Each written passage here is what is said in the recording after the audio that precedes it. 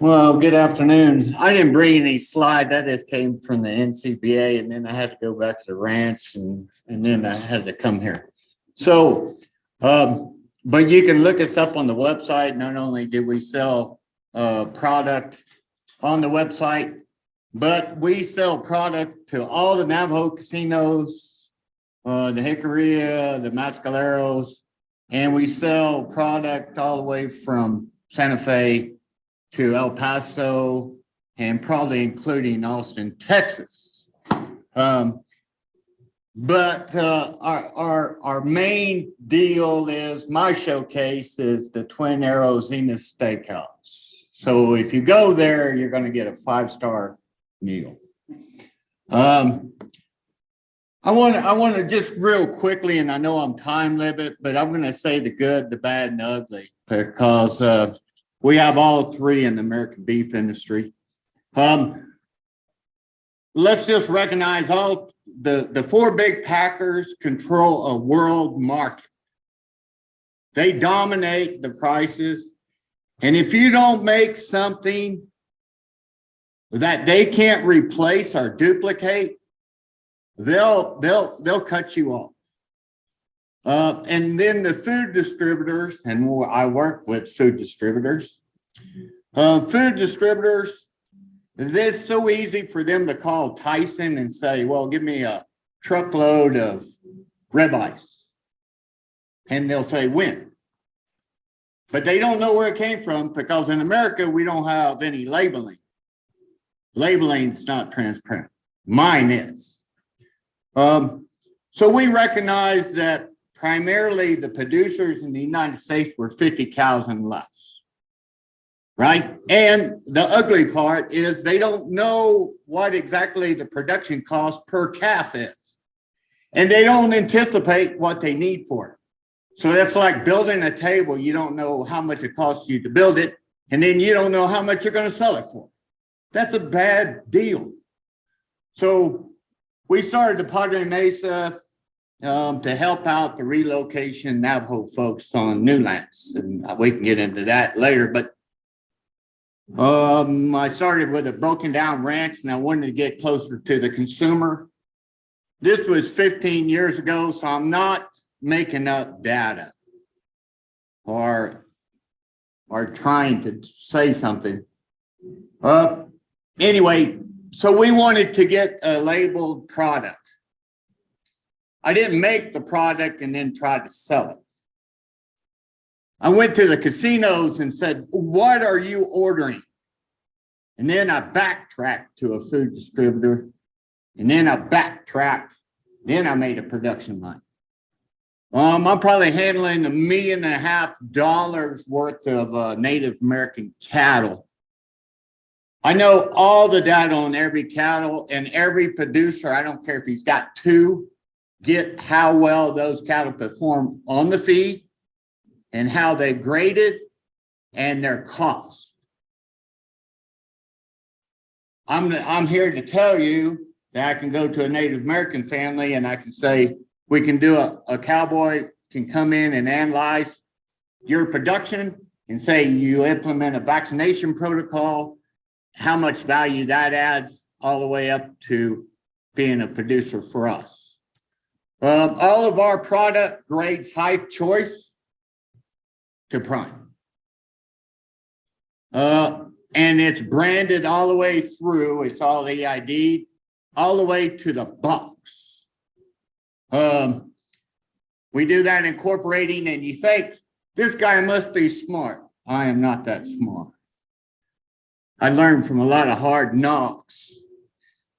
But I hooked myself up with other smart people, like meat salespeople, like chefs, like food distributors, like the feed yard.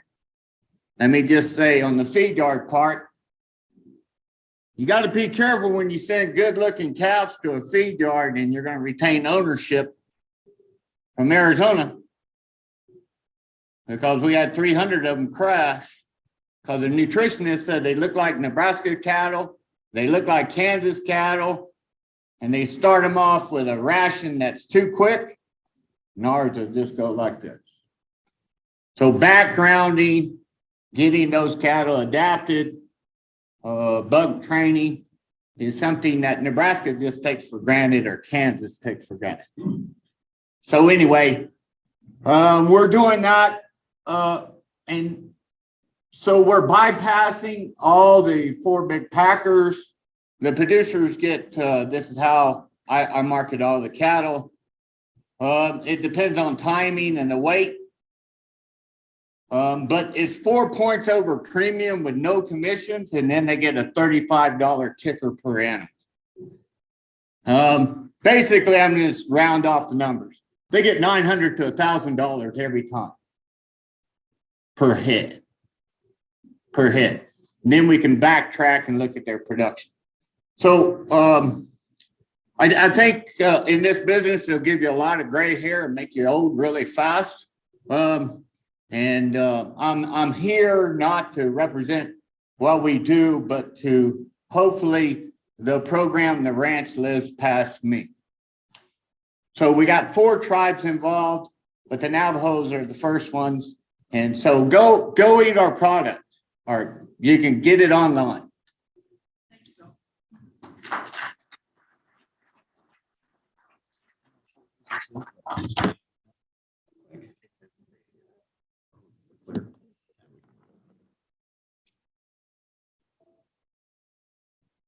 And stay where you can see yourself Yeah. in the camera. Bill is over there. Okay. So I'm Cindy Tolle with Evergreen Ranching and Livestock. And I'm a grass finished producer. And I just have a few slides just to kind of talk about some of the issues producers are facing in this day and age. And then hopefully this will be a preface to the discussion. You got it? Where the bar for the share screen went to. Oh, the share screen. Oh, it's at the bottom. I'm working on. There it is.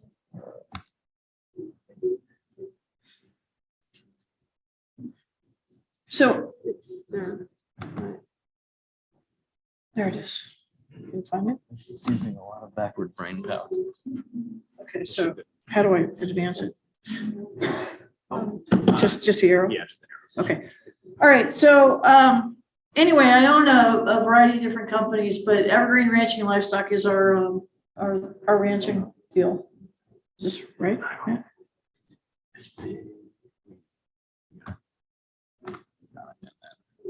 Now you should be good. Okay, so now I can go. Okay, so as a producer, you've got a few options to market your animals. We just heard a wholesale by the piece right here, which is a really good model. Freezer beef is what a lot of producers do. Farmers market, sell by the cut. And what I do is wholesale by the cow for volume sales. Freezer beef, it's a lot of folks do, a lot of producers, they make good money. It's a lot of work, but it's a real viable way to do things. Selling body parts. A lot of people do that. A lot of producers in this room.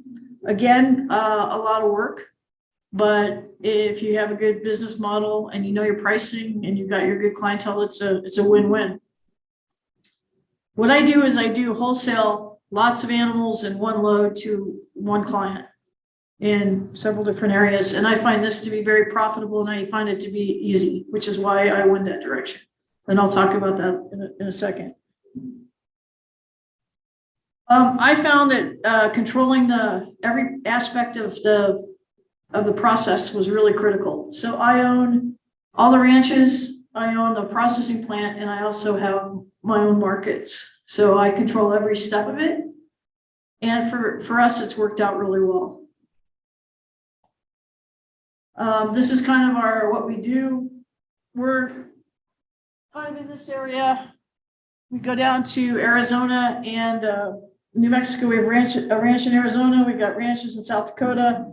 We have ranches in Missouri, but this is kind of where our markets are. We have a 10-state market area. There's been a lot of talk lately in the news. All the producers want to own their own packing plant. And it's a great idea if you've got a big market. But if you don't have a big market, you just do farmers markets or whatever, I'd really think twice about it. It's, there's a lot to it, but, it's an option. There's some real eye openers with producer-owned packing plants. I'd be happy to talk to any of you that are thinking about that after the deal. It's very expensive. There's a lot of moving parts. But obviously farm to fork is great. Knocking out the middleman. It's awesome. It's a great way to do it, but it takes aggregating producers and having all the stuff to vertically integrate your program. But that's what I do. If anybody has any questions, it's all grass finished. I could answer questions about that as well. And that's it for me, kind of in a nutshell, what we do. Matt, you next?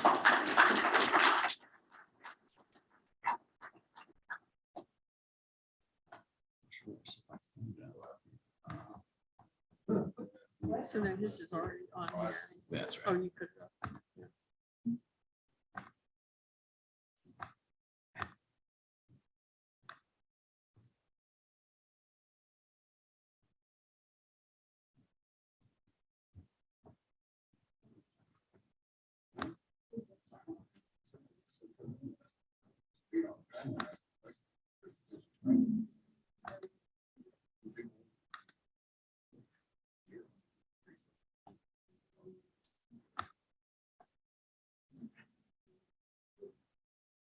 Anybody have any questions while we're getting set up?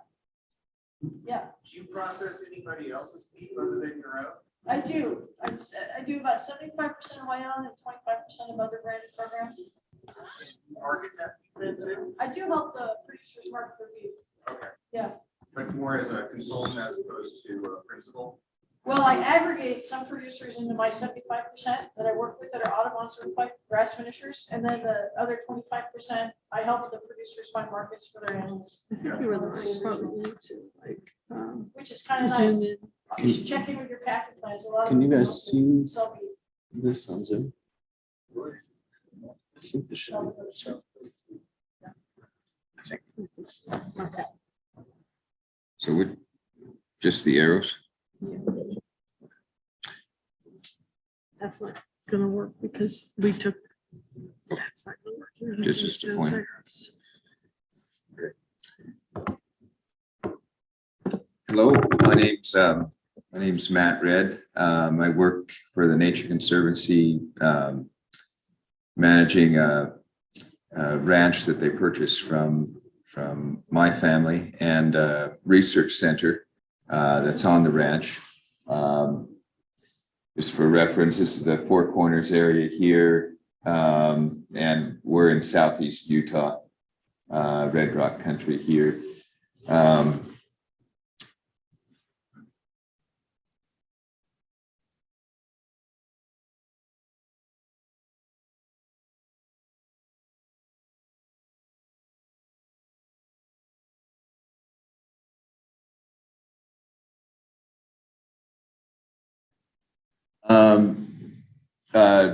Kind of zeroing in, this is southeast Utah. This is our range. We run on about 330,000 acres. Colorado Plateau, arid to semi-arid, cow-calf operation. It's just a sense of the landscape, the headquarters.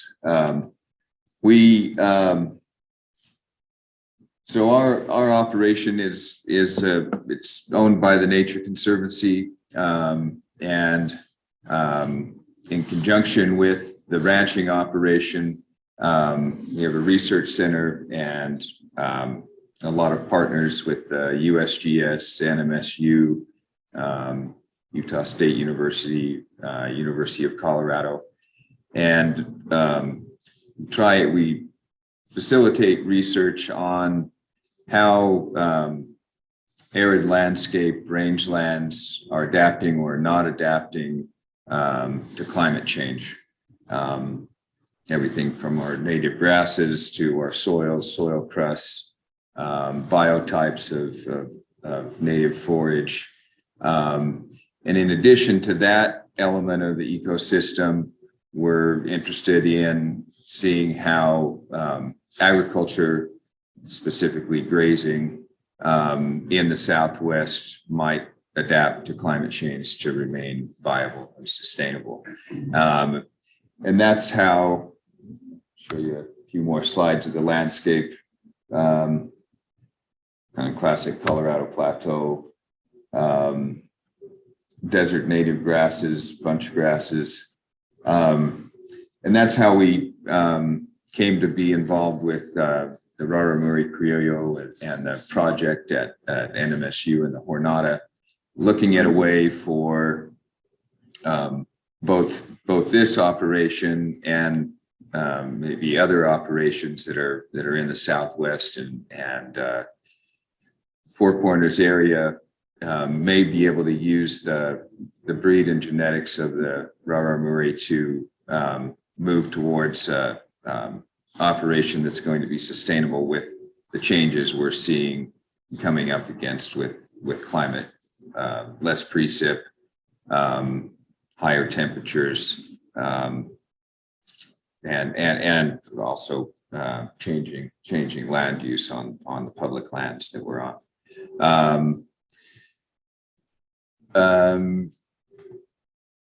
Just some more shots of the range.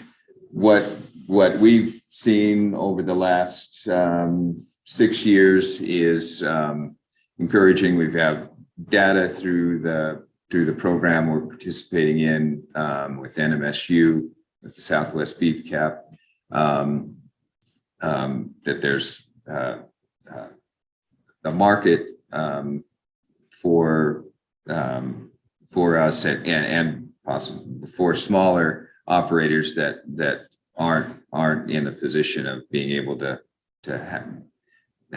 create a supply chain, but also on the ground, both data gathering and on the ground observation of the Criollo on the range, to myself and my cowboys and the researchers. This breed looks like it will be a good stepping stone, if not as a purebred, then as a hybrid mixed with our cattle that are already somewhat acclimatized and have a knowledge bank, for lack of a better word, of this landscape.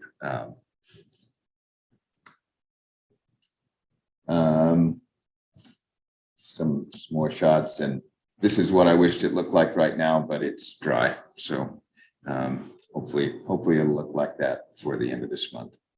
All right, thank you.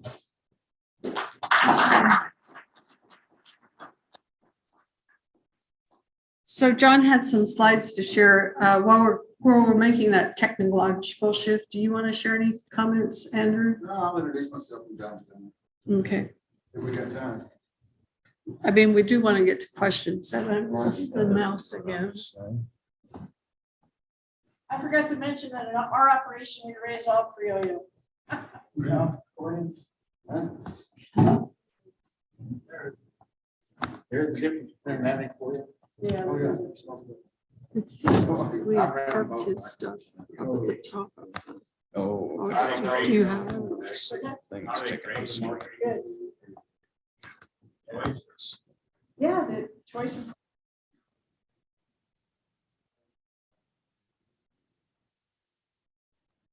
Either different, so they're not, and then it's like their animal behavior and stuff. Oh, you mean how the animals are? They're awesome. They're super mellow. Just, Like compared to. yeah, I mean, just to give you an idea, the Tarahumara Indians down in the Copper Canyon, they bring them into their house, they milk them, they use them for oxen. Yeah, they're super mellow animals. Okay. Even though they're terrifying, they're really gentle. Yeah. That's the norm. Yeah, they really distribute really well, as you've seen in the talks today. Really good on the land.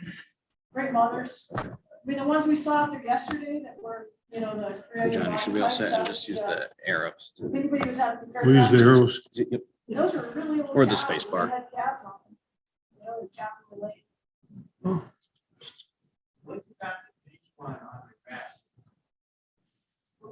How long do you think it will grass? Oh, you know, How old are I can fit it. 18 to 24, is what I shoot for. And they'll be weighing. 1,000 to 1,200. Yeah. My name is John Guldemann. My wife Carrie and I, like my wife is right there. We own Jingle Bob Land and Cattle. It's a family-owned beef operation. We've ranched in West Texas, southern New Mexico, and southeast Arizona, and are currently operating out of the Mesa Valley near Anthony, New Mexico. We believe that locally grown agricultural feed products provide more food security for our local-based communities. We support our local farmers markets that help fill this need. We've been using Criollo cattle, or cattle of Spanish descent, since 1979 in our ranching enterprises and the production of our dry-aged Criollo beef labeled under the Ganados del Rey label.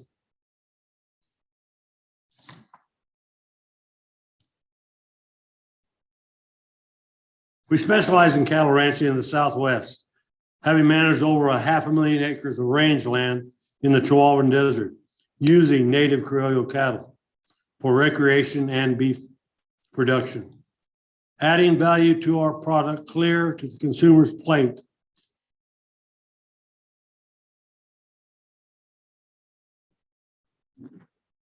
The industrialized food production models that was developed in the post-World War II and Cold War era have made local production of food very difficult. This is especially true in beef production. The beef industry has developed around the production of a very uniform product that fills a box of a certain size. Animal size, quality grade, yield grade determine the price paid for these animals. Criollo cattle are discriminated against in our grading system, even though their quality and yield grades are good. Horn and hide sometimes gets in the way and affects the market price. Beef from these animals have many value-added characteristics that have craft beef appeal. This added value is marketable. The story behind these cattle is huge. They have a geopolitical appeal that is marketable to conscientious consumers. Craft beef. Definition of craft beef is beef that is produced by small independent livestock producers,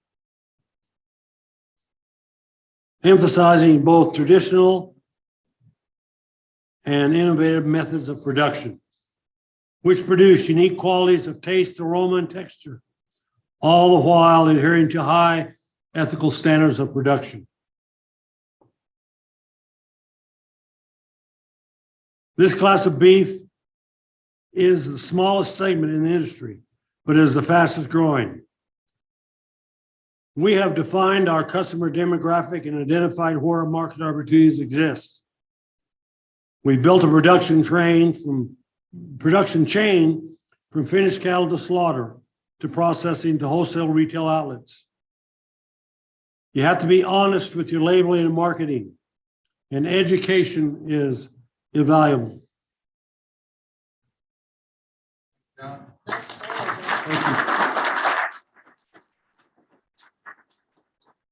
Okay, let's see, we're gonna stop sharing. Hi. Oh, funny the mouse. Stop sharing, sorry. So I think we are just going to be swamped with a lot of questions, but why don't we go ahead and just start getting some feedback on a couple of things we've heard from some of our ranchers just now and through the morning about this dichotomy between the need for diversity on the landscape and the diverse environments that people operate in and the animals that are suited to the landscapes versus the desire for uniformity in the marketing and so I don't know if there's anything more that people want to add on that topic.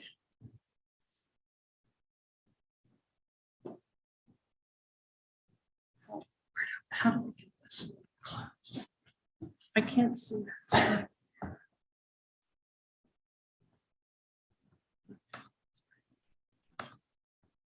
No comments from the ranchers? Oh, sure. You want some comments? Yeah. You know, I'm not a feedlot person, never will be. I'm a conservation rancher, so I like large landscapes. And I believe in raising good, healthy food for people that need it.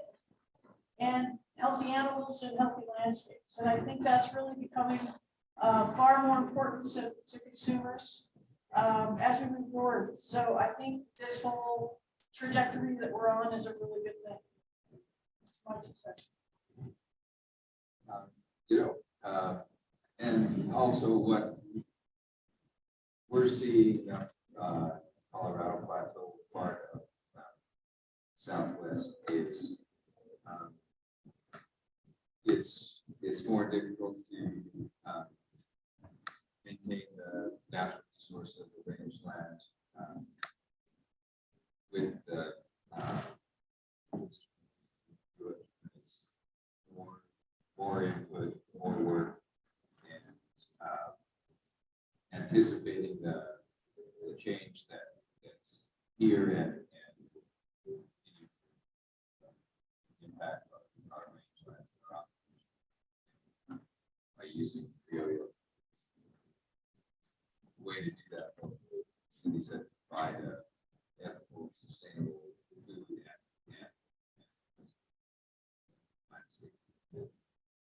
I think what we do is we never stop. We big landscape like our big landscape, but we never encourage our producers to stock all the way to the hill on any given year with cows and cows, because that's your factory. But if you can do 2/3 of it and then use 1/3 of it for weight gain on your cows, then if a drought hits, your first action is to get rid of the cows first, and then you can start going back. But we encourage, I don't care if the BIA gave you a permit or somebody else gave you a permit, don't stock it to the cow and calf operation to the hill. Because the first wham, it'll take you out. Always practice, when I leave the pasture, I want to leave 75% of the grass in there. Yeah. Because you never know when it's going back. Right. And you never know what's going to rain. So you should be able to weigh all that monitoring on your forage production every 6 months to give you a heads up. That's the only way we do it.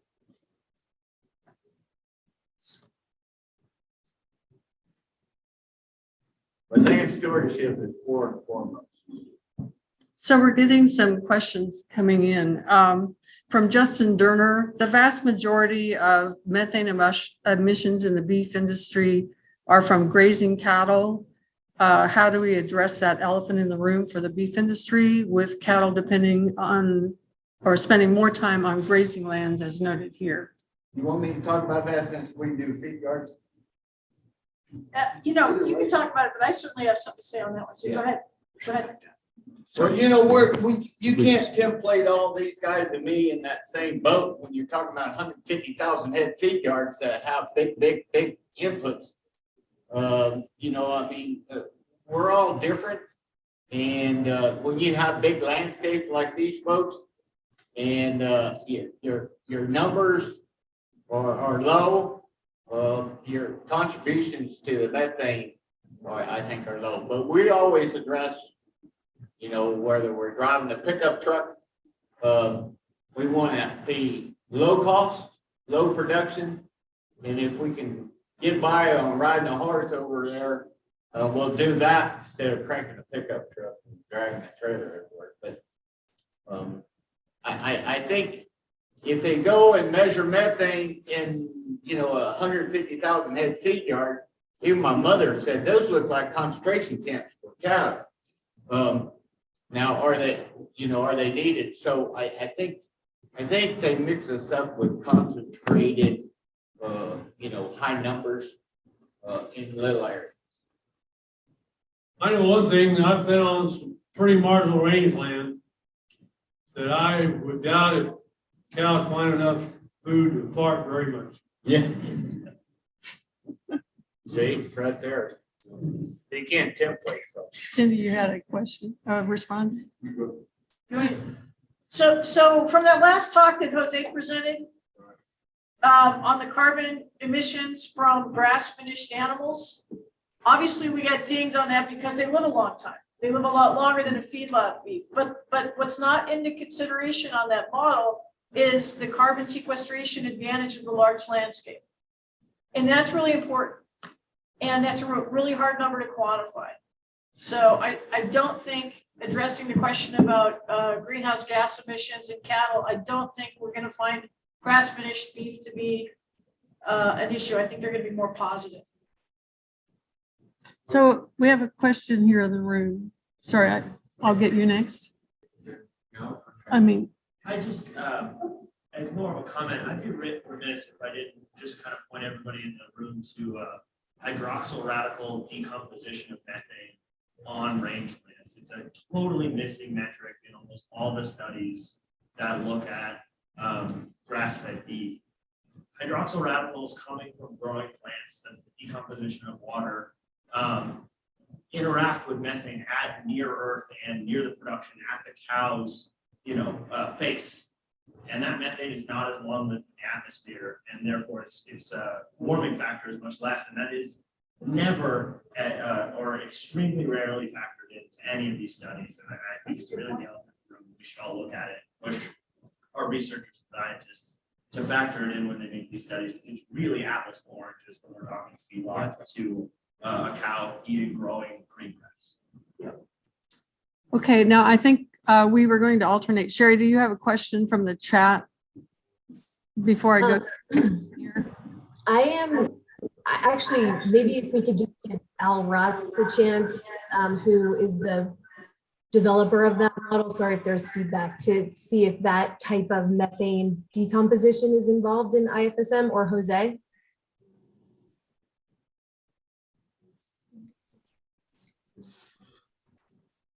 I didn't really hear the question. It wasn't coming through very clear, or the discussion. So, but I think if I'm gathering what you're referring to, yeah, the methane does oxidize in the atmosphere. So it doesn't really last that long in the atmosphere.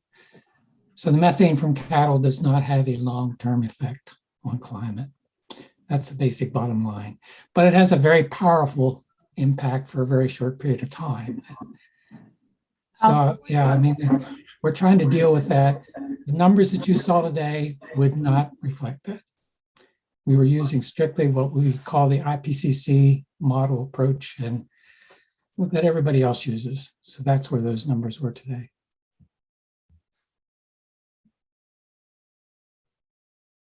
Thank you.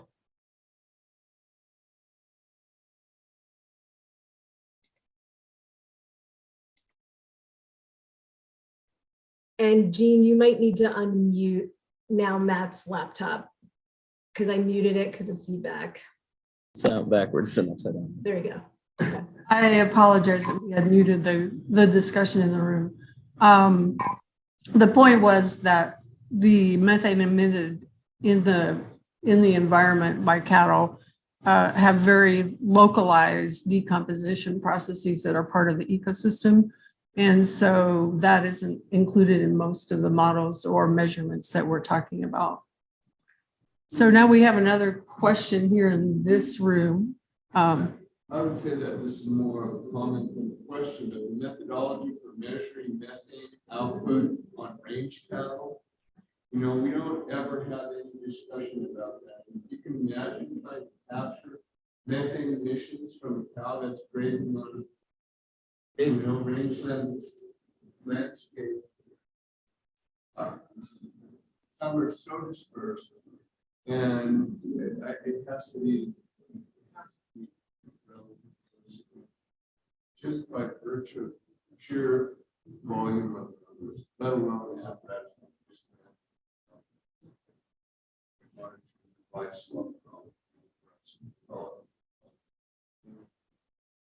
So thank you. The comment was that measurement in a grazing environment of methane emissions is extremely difficult and the cattle are very sparsely distributed on the landscape. So Sherry, I promised the online world that we would alternate chances for questions. So Sherry, is there something else popping up in the chat that we need to address? We had a question from Corey Farnsworth. Corey, do you want to? Just you go for in the interest of time. Okay. Someone mentioned these cattle having slightly different diets, more of a browse. Can someone elaborate on that? So the question is the diet preference of the Criollo versus other breeds. I'll start with that. So part of the research we've been doing in breed comparison study is diet observations. The person who actually did the research sitting back there looking at Facebook. But anyways, and from her observations, how many points was it, Danielle?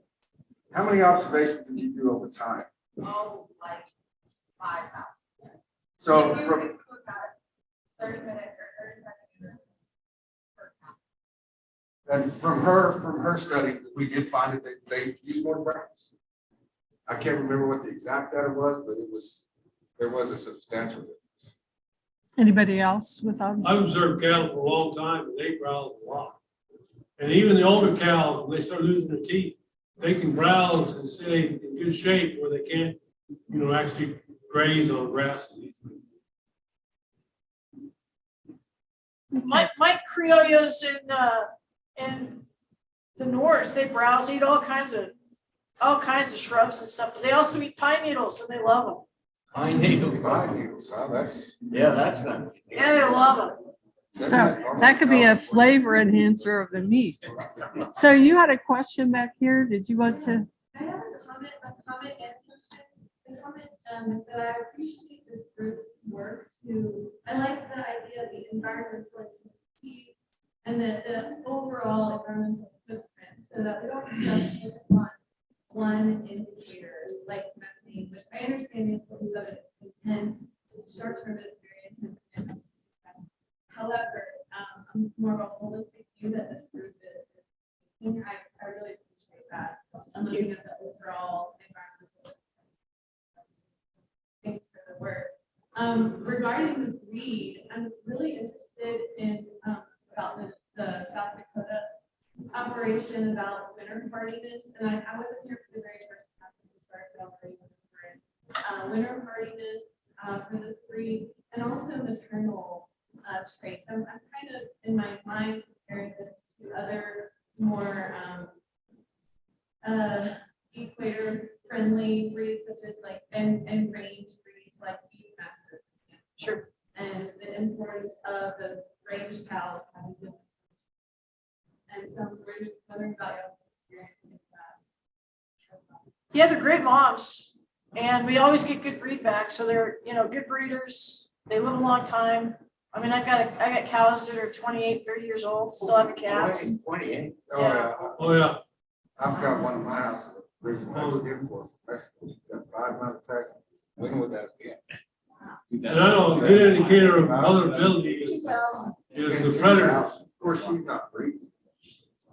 So what was the point about predators? Well, if you, a lot of commercial cattle breeds, I mean, if you're having trouble with coyotes, you're gonna have a lot of bobtails on the calves, because that might be the only thing there. But on most growing cattle, they don't bob the tail, they don't catch the tail. No, They're a lot better mothers. Yeah, really good with predators, and they're great in the cold. Yeah. In Argentina, they're found all the way from the tip of Patagonia all the way up to the mountains and touching Bolivia. So they're all over. They do really well in the north. I mean, it takes a little bit of an adjustment, a season or two to kind of get into it, but no different than us. And that was over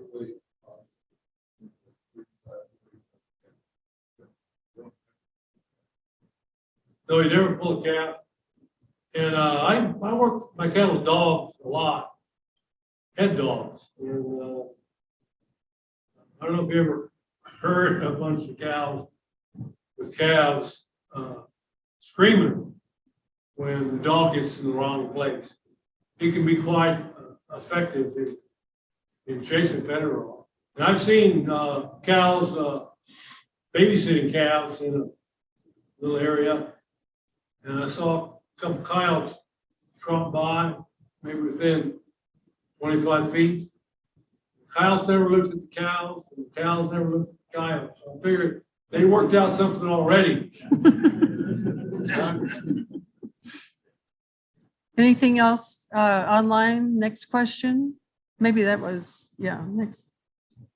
Well, I think are we getting end of time, end of days here? Yeah, we probably should take one more question there. And one, I had one in the room I'd like to take, and then we'll have.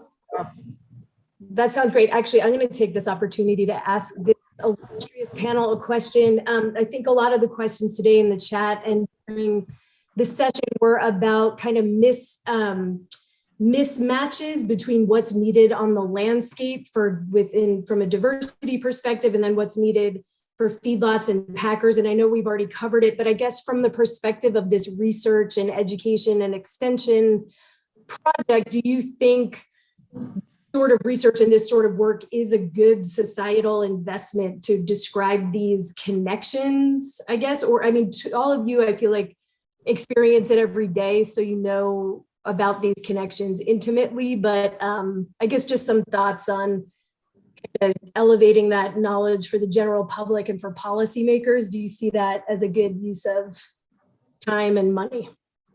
Hey, you know, whenever I was growing up, which was a long time ago,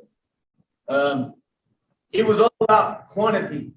I mean, I remember going and gathering cattle with some of my relatives, and I'd say, how many are we getting? They said, just get them all. They had no idea how many there were out there. Here, to stay sustainable, I look at quality, not quantity. I'd rather ship, something I know that's going to impress and be wanted and a desire than a quantity. I'm not into the quantity business. I'm into the quality business. Anything else for Sherry? Perspectives? Yeah. I think as we see with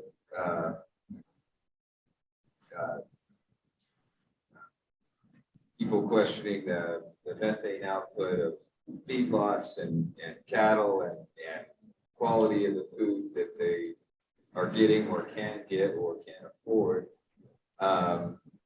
People want to know. There's a lot of interest in the holistic process, in how their food's produced and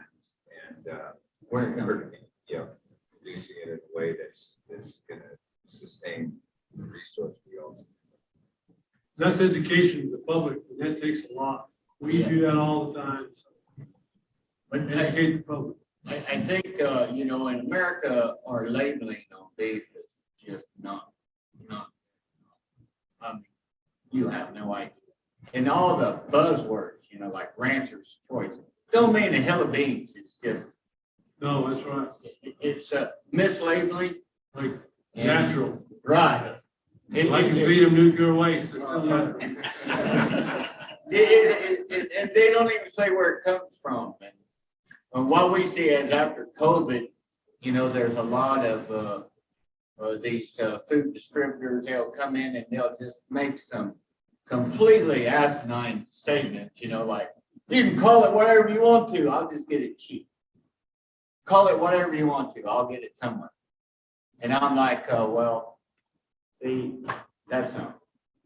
So there was one more question. We're going to have to wrap it up. But I had already kind of nodded to this gentleman over here. It's not range related, but the Criollo breed, is it similar to Longhorn? Yes, real long as a Criollo breed. They're the ancestors, the Criollos are. Because you don't got You've read Grillo or saying anywhere. Now, when you talk about Texas Longhorns, that has a whole nother, because Texas is basically ruined the Longhorn. With the way they raise them, I mean, literally.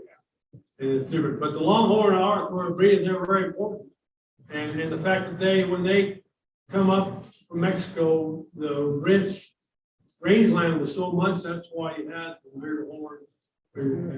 And you source these guys, these breeding stock where? Just retain your own heifers. Retain your own heifers. Maternal cross is always better than paternal cross. Yeah, I've got 2 closed herds and lineages that I started in 1998. So I think this conversation could go on all day, but we were scheduled to end at 11:30. I'd like to thank SRM for providing this opportunity to gather. I would like to thank this audience in the room and our other virtual audience. All of you have been fantastic. We will be saving the chat and trying to respond to comments and questions as we go forward. And so thank you to the ranchers who helped us wrap up with this fantastic panel.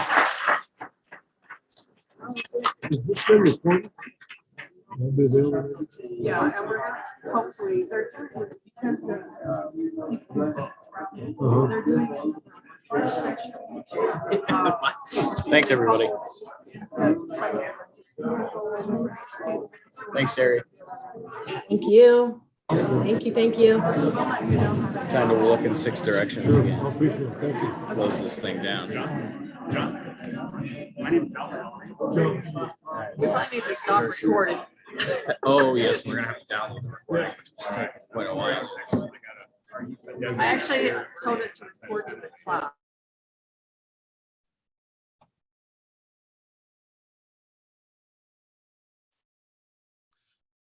Matt, as you're getting ready to close down, I'd be very interested in getting recordings of 2 or 3 of the presentations. So